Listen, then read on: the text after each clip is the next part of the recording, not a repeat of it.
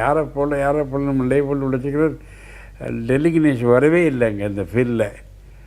அப்புறம் யாரோ பக்கத்தில் இருந்து சொல்லியிருக்கா, யார் சொன்னது இல்லை, ஞாபகப்படுத்தணுன்னா அப்பவும் அவருக்கு அதில் இஸ் நாட் ஹாப்பி.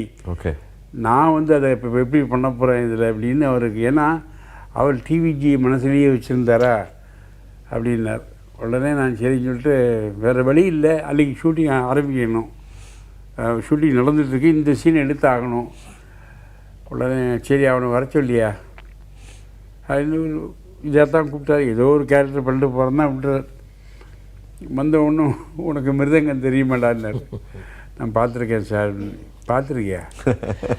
மிருதங்கம் வாசிக்க தெரியுமாடான்னாரு. சார் வாசிக்க தெரிஞ்சால் நான் லைட் மியூசிக் போய் ஜாயின் பண்ணி நான் ஏன் சார் நடிக்க வர போகிறேன், இவனை வச்சு நான் எப்படி இந்த ரோலை பண்ணுறது?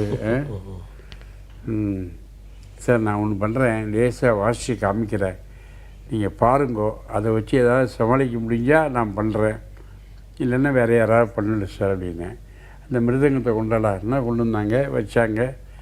நான் எனக்கு தெரிஞ்ச தாளத்தை தட்டினேன், இந்த டேபிளில் போடுற தாளத்தை தள்ளி தீர்மானங்கள்லாம் கொடுத்தேன். தீர்மானங்கிறது டக்கு தழும் அப்படி மேலே போகிறது கை, இதெல்லாம் நான் பண்ணேன்.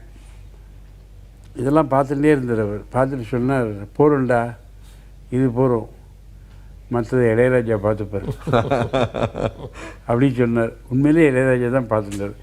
இந்த சிவகுமார் படுத்து எந்திருந்து வந்து பார்க்குற வரைக்கும் வாசித்ததெல்லாம் இளையராஜா அவர் போட்டு, ஆமாம், நான் வாசிக்கிற இந்த டியூனில் வந்து மிக்ஸ் பண்ணுறார்.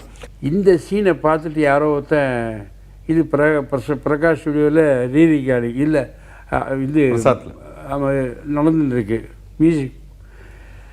அப்போது என்ன சொன்னால், பிரமாதமாக பண்ணியிருக்கேன், அங்கே போயின்னு இருக்கு பிரகாஷ் ஸ்டுடியோவில் போய் பாரியா அப்படின்னாரு.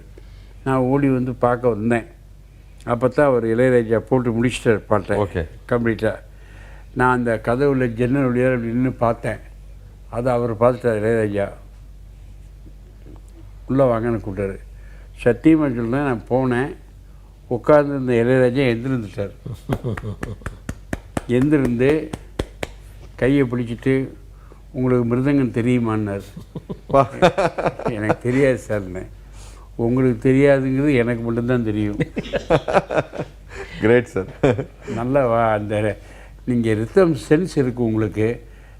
சில இடங்கள்ல அடித்து கையை எடுக்கிறது, அப்புறம் திருப்பி அடிக்கிறது, அப்புறம் எடுக்கிறதெல்லாம் எனக்கு கொஞ்சம் உபகாரமாக இருந்தது. இல்லைன்னா நான் கஷ்டப்பட்டுருவேன்.